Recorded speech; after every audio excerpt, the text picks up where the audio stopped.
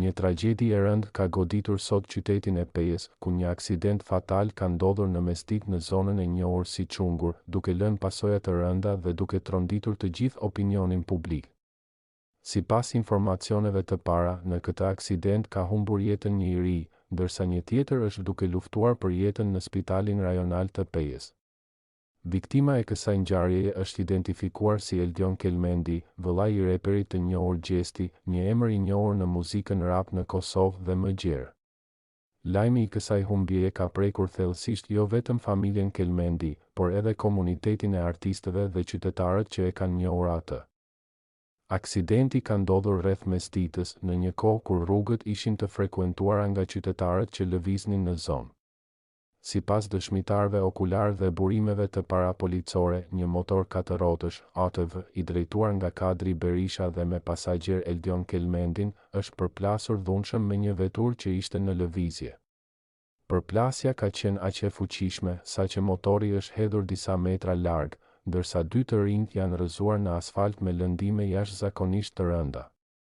Raportohet se Eldion Kelmendi ka ndëruar jetë në vend ngjarje për shkak të dëmtimeve të shumta që ka marrë në kokë dhe pjesë të tjera të trupit, ndërsa Kadri Berisha është transportuar me urgjencë drejt spitalit. Aktualisht ai ndodhet në sallën e operacionit dhe mjekët po bëjnë të pamundurën për ta mbajtur gjallë, duke e cilësuar gjendjen e tij si kritike për jetën. Sipas mjekëve, dëmtimet që ka marrë janë të shumta dhe të rënda, duke përfshirë fraktura dhe gjakderdhje të brendshme, çka e bën situatën shumë delikate. Reagimi i policisë dhe hetimet, Policia e Kosovës ka mbërritur menjëherë në vend ngjarje pas marrjes së njoftimit, duke rrethuar zonën dhe duke nisur hetimet për të zbuluar shkakun e saktë të aksidentit. Aktualisht, hipotezat kryesore lidhen me shpejtësinë e lartë, mungesën e kontrollit të mjetit dhe vëmendjen e pamjaftueshme gjatë drejtimit. Drejtuesi i veturës është marrë në pyetje nga autoritetet, ndërsa dëshmitar të rastit kanë dhënë deklarata që mund të ndihmojnë në zbardhjen e plotë të ngjarjes. Në një deklaratë të shkurtër për mediat, zëdhënësi i Policisë së Kosovës ka theksuar: rreth orës 12:30 kemi marrë informatën për një aksident trafiku në fshatin Çungur, ku janë përfshirë një mjet motorik 4 rrotësh dhe një automjet. Për fat të keq, një person ka humbur jetën, ndërsa një tjetër është dërguar në spital në gjendje të rëndë. Hetimet janë duke vazhduar për të përcaktuar shkakun e aksidentit. Policia gjithashtu ka bërë apel për kujdes të shtuar në trafik, sidomos për drejtuesit e mjeteve motorike 4 rrotëshe, të cilat janë shumë të rrezikshme nëse nuk drejtohen me kujdes dhe pa pajisje mbrojtëse. Tronditja e komunitetit dhe reagimet në rrjetet sociale, lajmi për vdekjen e Eldion Kelmendit është përhapur me shpejtësi në rrjetet sociale, duke shkaktuar tronditje të madhe. Shumë persona, përfshirë miq të afërm, figura publike dhe fansa të reperit Gjesti, kanë reaguar me postime prekse ku shprehin dhimbjen e tyre dhe i dërgojnë ngushëllime familjes Kelmendi, në veçanti.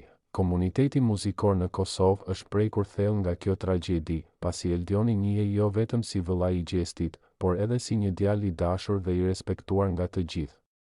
Disa kolegë të reperit kanë bërë thirrje që të tregohet kujdes më i madh në trafik, duke e konsideruar këtë humbje një alarm për gjithë të rinjt që përdorin mjete motorike me shpejtësi të lartë. Familja Kelmendi po përjeton momente jashtëzakonisht të vështira pas humbjes së Eldionit. Artisti Gjesti, i cili njihet për energjinë dhe suksesin e tij në skenën muzikore, ende nuk ka bërë një deklaratë publike, por burime pranë familjes bëjnë të ditur se ai është thellësisht i tronditur dhe i pikëlluar. Miq dhe të afërm janë mbledhur pranë familjes për t'u dhënë forcë dhe mbështetje në këto momente të dhimbshme. Ndërkohë, organizimet për ceremoninë e varrimit pritet të bëhen të ditura në orët e ardhshme, pasi familja ende po përballet me tronditjen e madhe të kësaj humbjeje.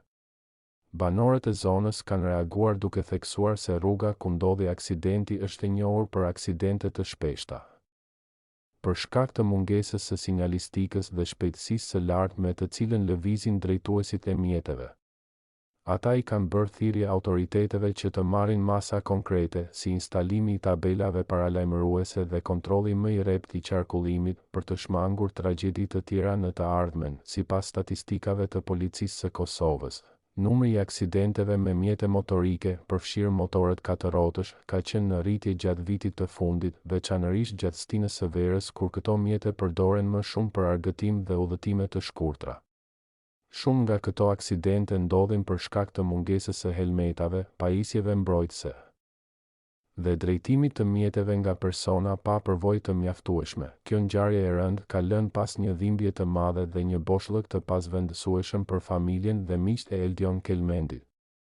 Njëkohësisht, ajo shërben si një thirrje e fortë për rritjen e ndërgjegjësimit për sigurinë në trafik. Autoritetet pritet të publikojnë një raport të plotë në ditët në vijim, ku do të detajohen shkaqet e aksidentit dhe përgjegjësitë e palëve të përfshira.